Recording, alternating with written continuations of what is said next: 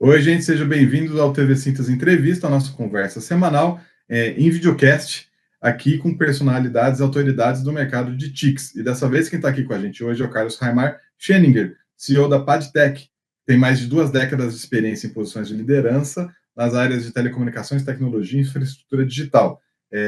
O Raimar, antes de assumir o comando da Padtech, atuou como diretor da Globenet, passou por Telefônica Vivo e pelo Grupo Telefônica, liderando áreas como planejamento estratégico, M&A e desenvolvimento corporativo. Ele também integra o conselho de administração da Desktop e o conselho consultivo da Minds Digital, além de ser um associado da BR Angels. Carlos, muito obrigado pela sua presença aqui, seja bem-vindo.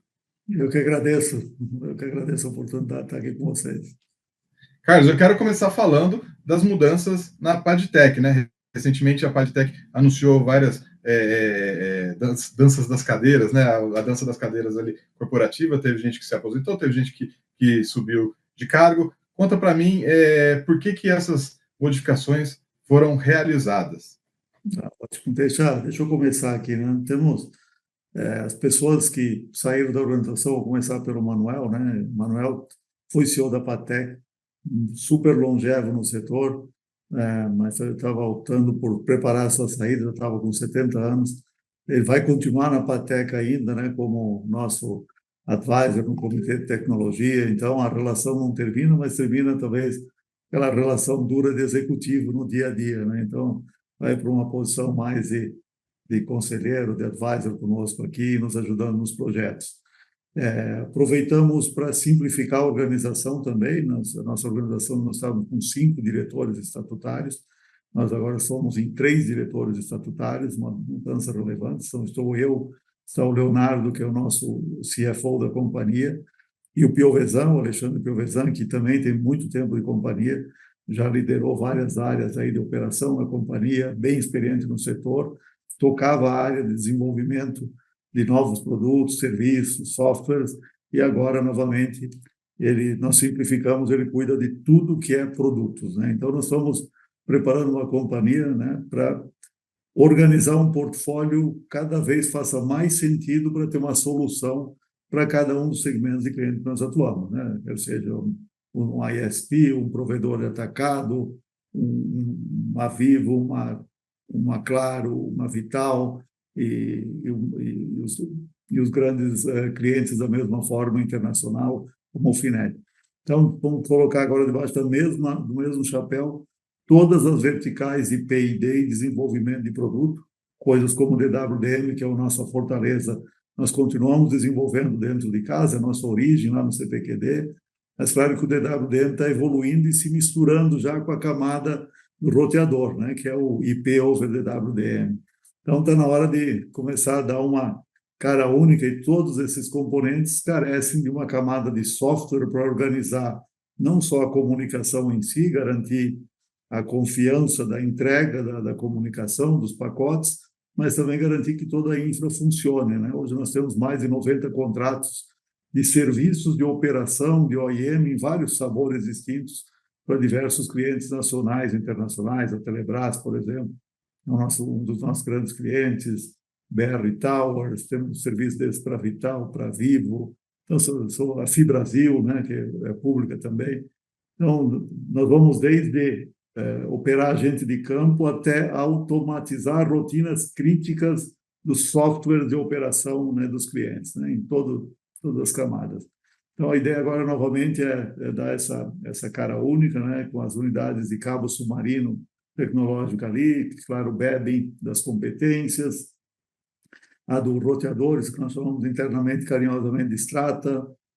Nós temos aí o Smart Site, por exemplo, que é uma solução, primeira solução realmente parruda do mercado para monitorar e lentamente começar a operar à distância todos os IoTs de telecom, né, que são bastidores, mini data centers, sites, vídeo monitoramento, ou seja, fazer essa camada de serviço.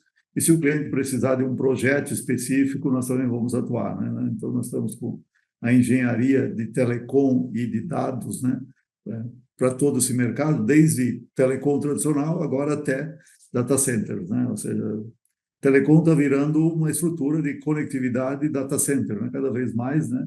até, até o processamento das redes está indo para a nuvem. Então, essencialmente, é uma estrutura de infraestrutura crítica digital para o futuro, e é isso que nós estamos harmonizando.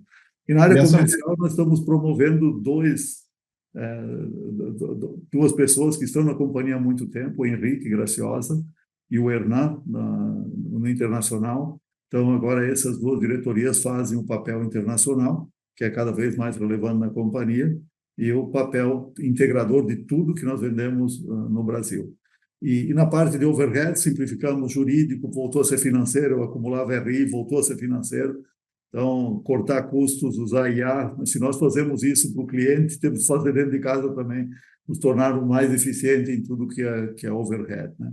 Eu ainda acumulo uma diretoria comercial global, então eu atuo como harmonizador aí de todos esses talentos da organização. É necessário, nós precisamos nos adaptar, o mercado se adapta, alinhar para aquilo que está aparecendo aí de demanda no mercado. Temos muitos projetos novos que não faziam parte da nossa tradição, e agora fazem parte da tradição, e temos que ajustar as velas dentro de casa aqui, né? Ah, é? O que é um projeto novo que não fazia parte da tradição? Projeto novo não fazia parte da tradição, por exemplo, esse de automatizar as rotinas operacionais de um operador FTTH, por exemplo, né?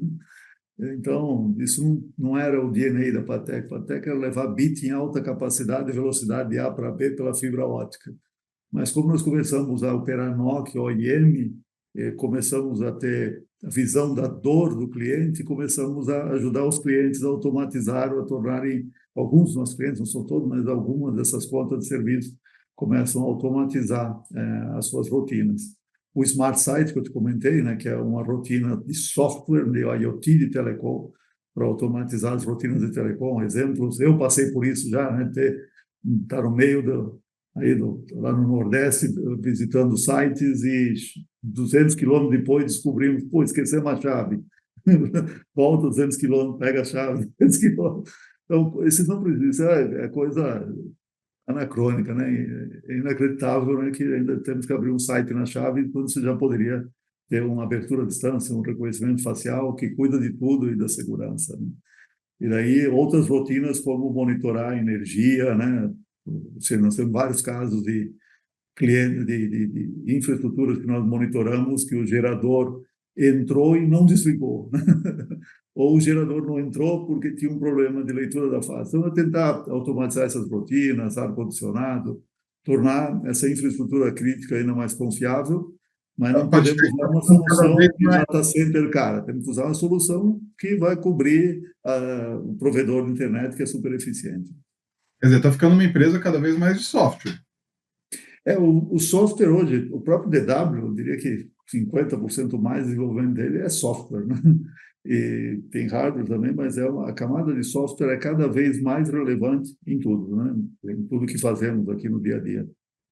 A parte da tecnologia está aí. Então, o software é um componente mais importante, mas o produto software também passa a ser mais importante. Agora, com a IA, né, nós conseguimos automatizar muitas rotinas de multisistemas, né, de uma forma muito mais inteligente. Então, faz parte do nosso cardápio de soluções.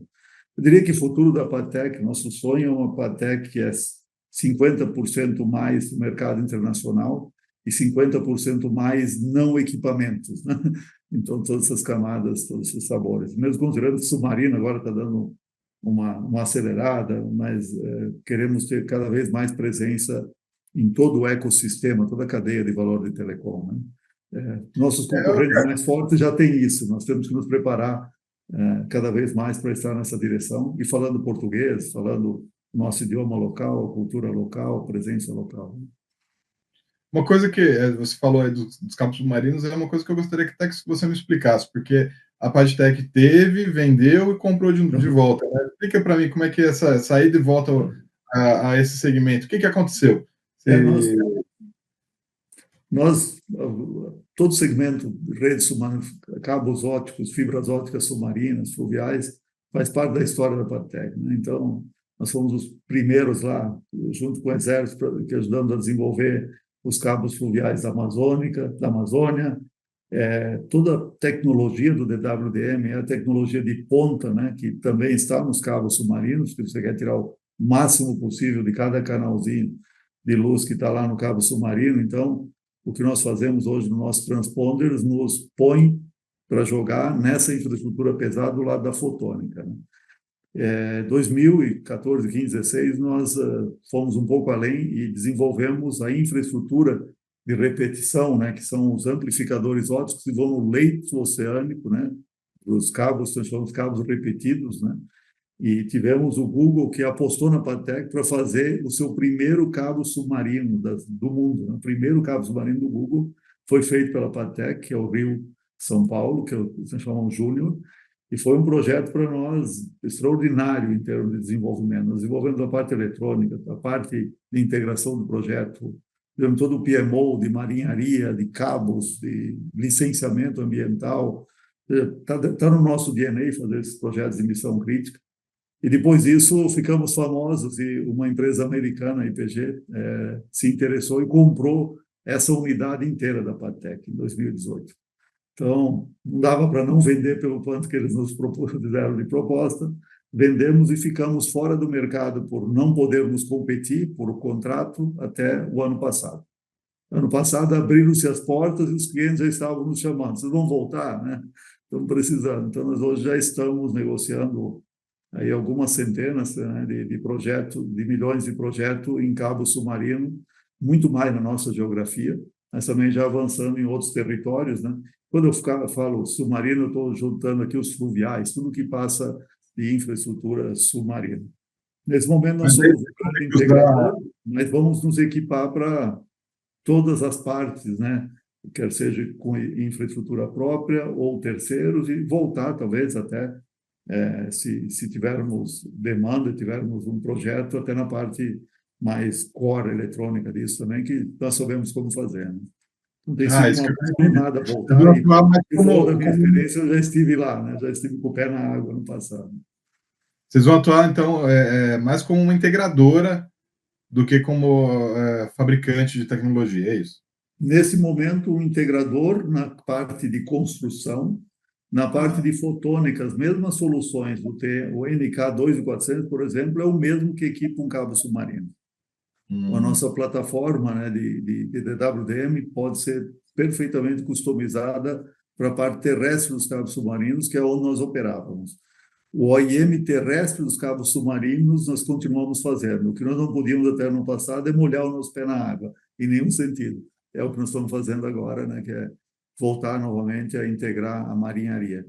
É claro que, né, são projetos caros para você voltar com um barco mais pesado, mas nós acreditamos que tem espaço no mercado, né, para nós, mais algum parceiro ou com parceiro, voltarmos a operar essa infraestrutura crítica para o mercado como o Brasil. É inacreditável. Fiz a comparação há pouco com um cliente aqui, né? É a cabotagem do mundo digital, né? Com todo esse mar aqui, temos que explorar ele. E o cabo submarino não é só aquele cabo caríssimo que vai daqui a Nova York. Pode ser um cabo que atravessa de São Sebastião para Ilhabela, né? Ou que vai de uma cidade para outra, que vai de um hotel para um outro hotel da mesma rede, numa região oceânica. Então, assim, nós vamos tentar descomplicar um pouco essa tecnologia e trazer tecnologia nova, né? Fiber Sensing está aí, essa infraestrutura não precisa só conectar, fazer conectividade, ela pode ser, né, um ouvido óptico, né? Trazer toda a capacidade de sensoriamento da fibra óptica, né? Para esses novos projetos. É isso que nós estamos propondo para os nossos clientes e para o governo, inclusive, como uma empresa de segurança nacional. Mas o que vocês tinham desenvolvido antes, que foi vendido, era o repetidor, o regenerador de sinal, esse tipo de coisa. Isso, Isso o vocês não vão amplificador. voltar a fazer. Vocês vão licenciar e usar o que vocês venderam, por exemplo. Nesse momento, por geopolítica, então nós estamos escolhendo o que o cliente quer. Nós estamos num mundo novo, né? Então, tem cliente americano que não quer chinês, tem cliente do outro lado que não quer americano. Então, nós somos neutrais. O que você quer, né? Você quer o que você quer na tua infraestrutura, o que você não quer na sua estrutura. Então, nós somos um elemento neutral, não estamos em nenhuma dessas. Espero não entrar em guerra com ninguém, né? Então, nós podemos integrar a estrutura que o cliente quiser. Tá. Não descarto a possibilidade de voltar à eletrônica, mas é um P&D, é um desenvolvimento caro, mas para nós é possível, já fizemos essa jornada, mas a tecnologia evoluiu nos últimos 5 anos, nós temos que fazer um projeto para ver se vale a pena, mas sempre casar com uma demanda. Se tivermos uma demanda tal qual aconteceu o Google, por exemplo, já estamos dentro, né? De fazer eletrônica também, mas ainda não decidimos por isso e estamos usando parceiros seletivamente de cada uma das geopolíticas e fazendo o trabalho que eles não conseguem fazer, né? Eles não têm infraestrutura local, eles não têm o conhecimento do projeto de um cabo submarino local e não tem presença local aqui, então nós atuamos mais como um canal e o Brasil, por sua situação tributária, está mudando, né? Mas ainda comprar e revender não é negócio. Então, ser um integrador faz bastante sentido. Mas, pelo que eu estou entendendo, vocês estão internacionalizando. Então, quando você está falando isso, que depende da geopolítica, você está falando de operadoras de outros países, Isso. ou você está falando também de empresas multinacionais que vêm para o Brasil, querem fazer alguma infraestrutura própria, e daí acabam contratando vocês, escolhendo o hardware e o software. Isso, exato. Tem todos os sabores aqui, tem todas as possibilidades. A grande maioria dos grandes operadores de cabos submarinos, eles são quase por vocação, né, internacionais. Então, eles já têm portos em vários, eles já têm land stations e têm entrada em vários países. Então, é natural que essa conversa passe por esses grandes operadores globais aí que têm seus novos projetos e vêm cotar eles também com a Padtech. Alguns deles nós já trabalhamos no passado, alguns deles nós já operamos alguma parte aí de serviços ou vendemos eletrônica. Então, é juntar, ver o que nós podemos contribuir para ajudar eles a executar esses projetos. Nós estamos num novo hype de cabo submarino, né? Ou seja, voltou, né? Depois o Google lançou um de 40, meta de 50 mil quilômetros. Então, tem vários novos projetos gigantes que estão drenando a infraestrutura global. Então, está faltando gente, faltando operador, né? E na ambição do Brasil de querer ser um polo atrator de processamento, data center, IA, nós temos energia, temos espaço, temos capacidade de engenharia para fazer toda a parte elétrica, toda a parte civil, temos bons operadores, mas se não tiver conectividade para levar, né, trazer e fazer toda a conectividade, nós não vamos andar com data center, né? Data center precisa, os grandes precisam desse tripé, e nós estamos nos propondo a resolver essa dor, né? Em todos os locais que querem atrair data center, é natural que precisem de uma conectividade mais parruda, né? Quer seja submarina, um OPGW, terrestre. Para resiliência, você precisa de todos os caminhos. Mas a Padtech não vai lançar cabo transatlântico, transoceânico. Não, nesse momento nós não temos nenhum transoceânico ainda, mas quem sabe? Não, ainda não estamos negociando nenhum transoceânico com nenhum off-taker, mas não descarto, não tem nenhum problema para nós operarmos um transoceânico. Não tem, para nós não é uma missão impossível. Entendi. Os projetos que mais têm aparecido são os mais de cabotagem, assim, ou até repetidos, mas eu diria mais americano, mais Américas aqui tem nos perseguido nesse momento, mas temos algumas conversas no outro lado, também do Atlântico, então tem de tudo um pouco nesse momento.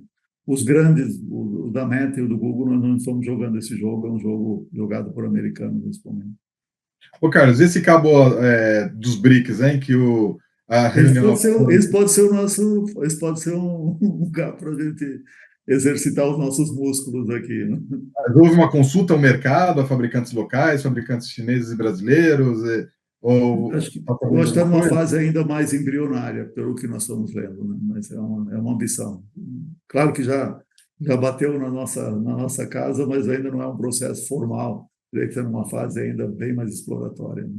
Mas faz sentido, faz sentido. Não digo que não faça sentido um cabo desse. E é uma rota bem interessante de ser explorada por nós. Por que faz sentido? Só para eu entender. Cria diversidade de caminhos, né?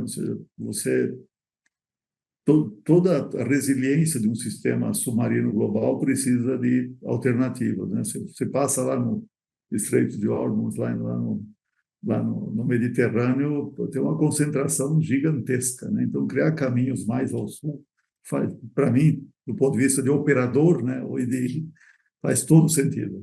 Faz todo sentido. Se você pegar aquela densidade de cabos submarinos no norte, é gigantesca comparada com a densidade que nós temos no sul, né? Especialmente nesse lado do mundo. Se formos para a Ásia, nós encontramos mais densidade. Lá nós temos 4 bilhões de pessoas num raio aí de 3.500 quilômetros. Então, é natural que lá tenha mais cabos submarinos na parte sul do planeta. Temos muita coisa aí aparecendo, gente com ambição de ir para a Antártida. Tem vários projetos, alguns até mais exóticos aí. Mas isso ainda tudo na esfera do planejamento do projeto. Ainda não fechou. Cabos submarinos são de longa maturação, são sempre muito caros, precisam de alguns de fomento ou de financiamento, de um projeto adequado, todas as fases de um projeto desse são bastante delicadas e exigem tempo. Então, nós começamos a entrar na água há pouco tempo, estamos bastante contentes com o que o mercado nos trouxe, mas tem um período de conversão bastante longo. Tem projetos aí que levam vários anos até conseguirem virar a chave. O bom é que os clientes nos receberam muito bem, né, nessa nova jornada. Vamos voltar um pouco, porque a gente começou falando da reestruturação aí executiva, né, da empresa, que vocês fizeram novas divisões, e aí eu queria entender um pouco sobre quanto isso está atrelado ao cenário, vamos por partes. Primeiro, ao cenário brasileiro. Qual que é o cenário hoje de competição? Como e por que vocês fizeram isso para a atual demanda brasileira? Os provedores de internet, as operadoras, eles estão consumindo menos, estão consumindo algo diferente?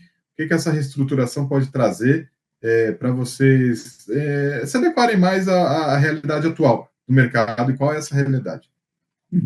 O mercado de telecom no Brasil passa por um momento de pressão competitiva, né? É natural. Então, contar o real que você investe versus o retorno proporcional dele, a probabilidade dele voltar como retorno, virou regra em quase todas as casas, todos os provedores, todos os atacadistas, né?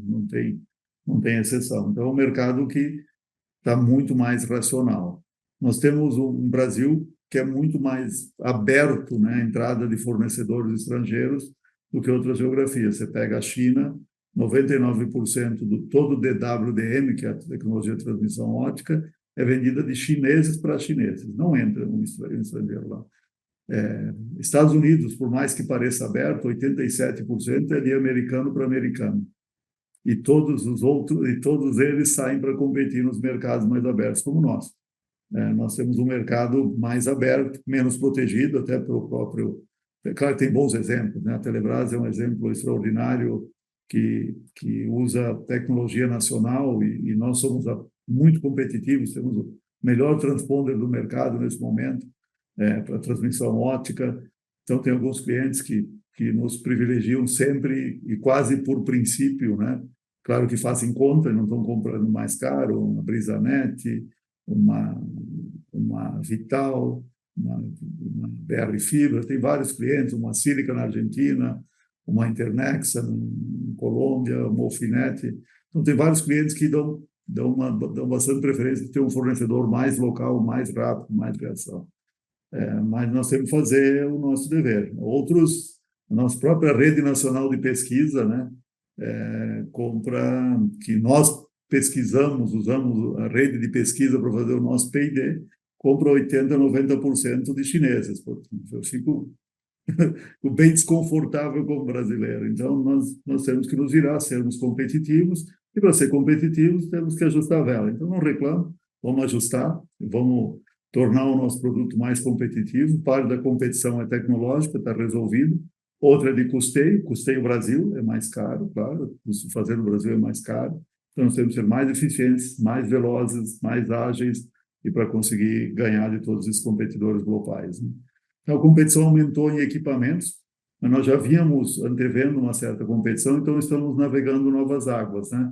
Dentro do próprio DW, já estamos migrando também para plugáveis, né? Que é a miniaturização do DW. Nós estamos entrando em roteadores, né, os switches, onde nós já integramos a camada de IP, né, de roteamento, com o DW, né, o famoso IP over DWDM. E os outros serviços que eu comentei aqui, que complementam a linha. Então, temos vários projetos para complementar a linha e nos tornarmos mais completos em tudo que oferecemos.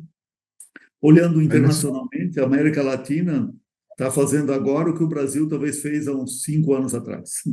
Então, lá, estou surpreso de ir agora para o Equador, para o Peru, para a Colômbia.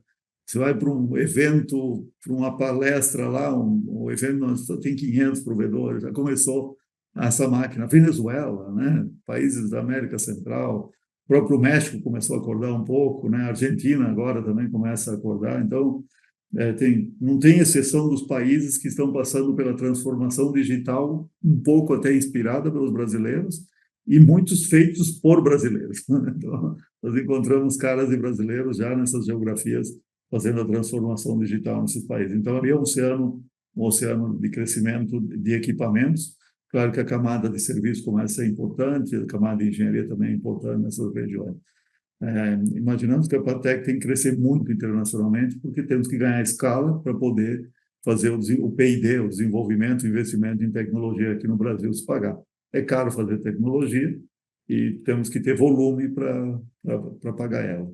Então, acho que o futuro é desenvolver alguns itens críticos, e tal qual os provedores fazem swap de fibra, nós também fazemos um pouco de swap de desenvolvimento tecnológico e integramos as partes aqui. Até que é bem reconhecida como marca, e muita gente aparece aqui, vamos transformar essa tecnologia na marca Paritec, por exemplo. Então, tem muita coisa aí a caminho que nós podemos usar. Né? Mas, em termos de integração, isso vai continuar acontecendo no Brasil. Vocês não pensam em abrir uma unidade para fazer isso em outro país? Nesse momento é Brasil, Campinas, região. Nós temos a fábrica do DW, a fábrica de plugáveis ali no próprio Polis, no CPQD.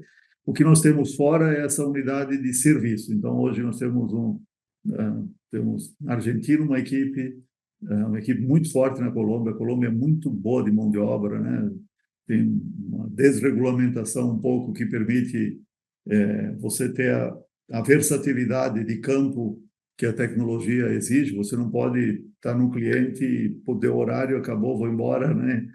Você tem que missão crítica tem que funcionar. Então essa região é muito bem atendida, tem talentos.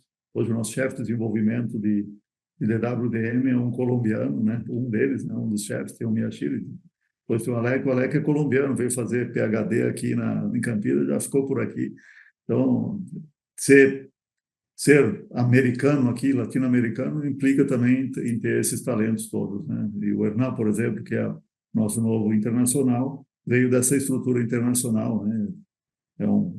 Também um professor de telecomunicações, um extraordinário técnico, vendedor e assumindo toda essa área internacional. Então, nós precisamos ser abertos para o mundo, em tudo, né? Em tecnologia, pessoas. Se em algum momento aparecer uma oportunidade em algum país, claro que vamos dar uma analisada. Né? Os países da América Latina têm custeio de produção bastante interessante também, mas não está no radar no curto prazo. E nos Estados Unidos, Carlos? Porque a gente está tendo esse... Vocês já manifestaram, né, interesse em ir para os Estados Unidos e está tendo essa questão toda, e o Trump fala assim, se quem quiser vir fabricar ou fazer ou trazer serviço aqui para os Estados Unidos vai ser autorizado rapidamente, digamos assim. Uhum. Isso coincidiu, né, com o movimento de vocês? Isso pode acelerar, talvez, algum processo de abertura de sucursal lá nos Estados Unidos? Nós hoje já temos uma base nos Estados Unidos, uma base muito mais comercial, ainda é pequena, perto da nossa ambição. Já vendemos aí principalmente para os PICs dos Estados Unidos, né? Como somos competitivos, entregamos com qualidade, volume, um custo por bit incomparável. Então, alguns dessas infraestruturas já usam a Patec.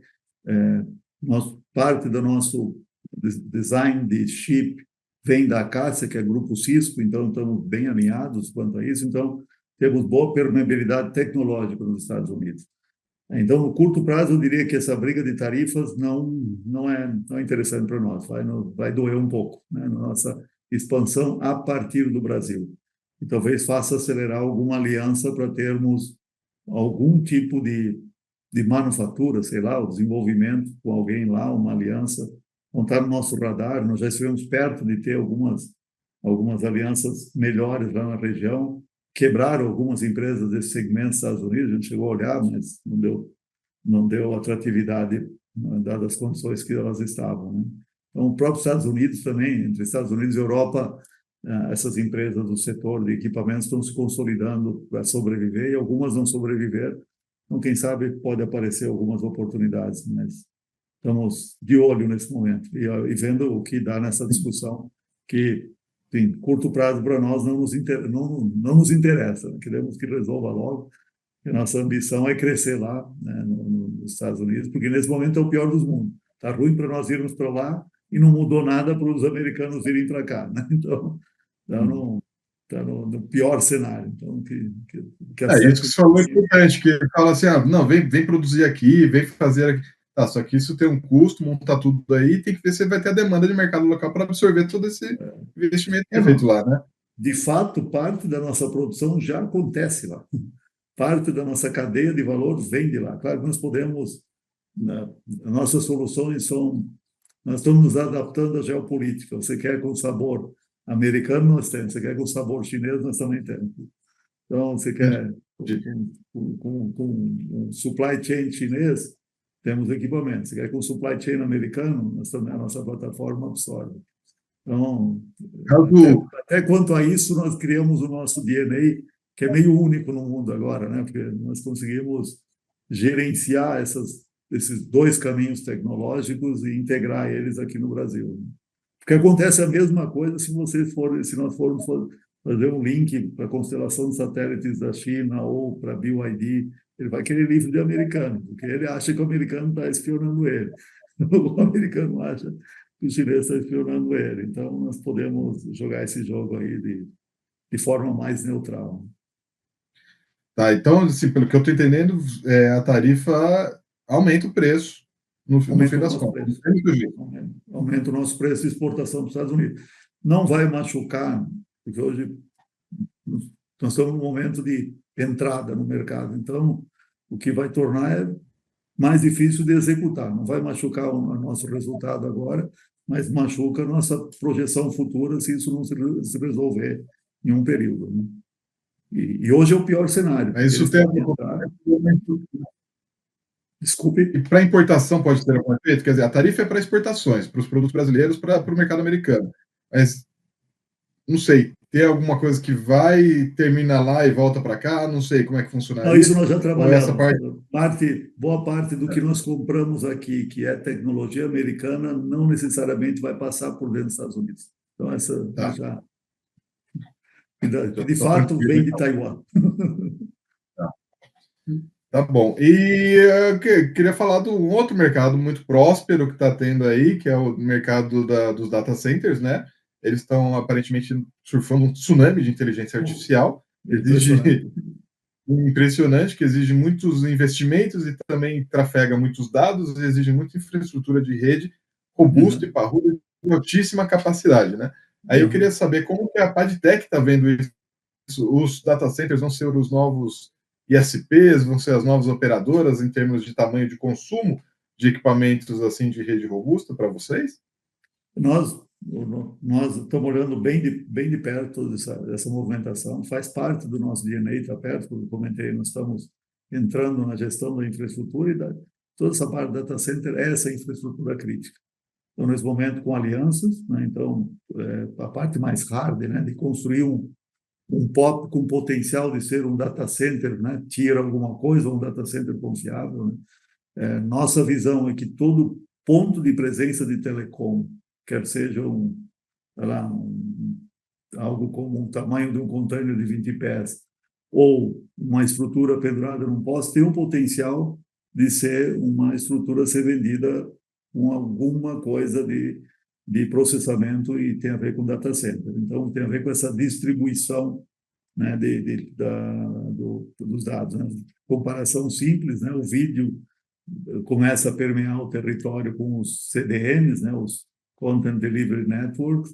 A IA vem com o conceito dos data centers de inferência, né, que fazem esse elo entre os grandes processadores, que se você olhar, o princípio é o mesmo, é um princípio de logística de dados, né? Você não vai mandar processar um pedido complexo que pode ser resolvido aqui na borda, né? Então, cada vez mais não vamos ter data center de borda.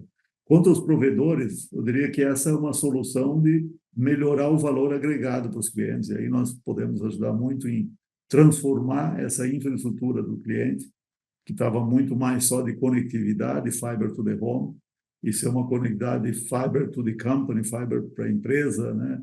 E para a empresa você vai vender nuvem, você vai vender colocation, vai vender cyber security, vai usar todo, vai poder fazer toda uma oferta adicional e monetizar aquela infraestrutura de fibra ótica que está na cidade, né? O sistemas de monitoramento de vídeo, Smart City, precisa de muita capacidade de data center, e o provedor é quem tem essa infraestrutura passando na cidade inteira. Então, a ideia é que todo esse movimento ajude os provedores a encontrarem uma nova linha de receita no seu DRE, na sua conta de resultados.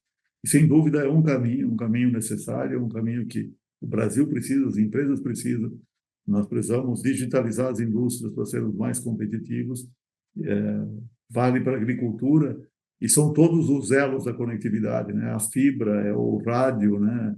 Vários provedores aí entrando em mobilidade também, ou de forma pública ou de forma privada. Então, o mundo digital está aí para todos. Quem andar um pouco nesse caminho vai encontrar alguma receita também, alguma receita incremental. E aí, mas pelo que eu estou entendendo, vocês apostam que os data centers, que quem trabalha com telecomunicações precisa investir e construir mais data centers de borda.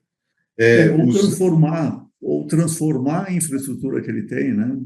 Que nós chamamos mais de um POP, e tornar ela mais resiliente, mais confiável, melhorar toda a estrutura de bateria, de gestão, de piso, e tornar isso uma infraestrutura que ele possa vender também, ou até tanto vender para outros provedores de processamento de dados, né? Ou redes de conteúdo, até para grandes operadores internacionais, ou ser uma opção para o cliente que tem lá um data center on-premise na empresa, mal gerido, que pode ser atacado, e ele pode oferecer isso num ambiente ainda mais seguro. Então, vários operadores estão conseguindo se mover bem para esse. Um hyperscale, uma big tech, alguém que trabalha muito com dados e que daí consome muito ali a necessidade do data center. Você já tem clientes desse tipo? Vocês esperam ter um cliente desse tipo? Nesse momento, nós atuamos para esses clientes muito mais na conectividade, e dentro de um data center, uma torre de processamento de IA, né? Essa torre de processamento, ou até de uma torre de processamento de nuvem, no topo tem um top of the rack router lá, tem um roteador em cima que ajuda a conversar com todo o sistema, dentro, né, e para fora. E ali, os data centers novos já começam a usar fotônica, usando DWDM ali, o plugável, já no switch, né? Sai do switch, entra no plugável, e essa é a demanda desse momento. Então, dentro dos data centers, em alguns casos, já começamos a negociar alguma coisa, mais para os menores nesse momento. Os grandes já vêm com isso pronto, alguns já trazem a sua tecnologia de fora, mas quem está se preparando aqui para ser multi-tenant, nós estamos ajudando aí em algumas coisas de conectividade, montando o time para isso, né, e tendo todo o suporte. Então, esse é destino para nós, né? Cada vez mais você vai perceber que nós vamos estar mais presentes no ecossistema data center, porque é a nossa vocação, né, cuidar da infraestrutura crítica digital, né? E toda a fotônica está cada vez mais dentro dos data centers, não é mais só no Golden Jumper, não, que era aquele conector que é do ponto de entrada de telecom para um cage, né, ou entre cages. Agora faz parte do ecossistema de processamento. Claro que uma Microsoft, uma Google, uma Amazon já vem com seu caminhão pronto, né, o seu navio pronto, tudo especificado, às vezes montado nas suas próprias fábricas. Então, Carlos, muito obrigado pela sua presença aqui. Acho que esclareceu bastante coisa, deu para entender um pouco mais desse novo momento da PadTech. Obrigado pela Entender um pouco mais desse mercado também, de como ele está mudando o mercado óptico da fotônica, a demanda dos provedores, a demanda das operadoras e a demanda de novos players aí que podem ser interessantes para vocês, como os data centers, né? E essa história de molhar os pés também, estou achando interessante esse retorno de vocês. Vou ficar de olho aqui, porque geralmente são grandes projetos, né? Isso daí São grandes não é coisa. projetos. Então, legal, muito obrigado. Até a Obrigado por próxima. todo o cuidado. Até a próxima. Obrigado. E para você que viu a gente também aqui até agora, obrigado. Até a próxima. Semana que vem tem mais. Tchau, Tá tchau. bom. Até mais.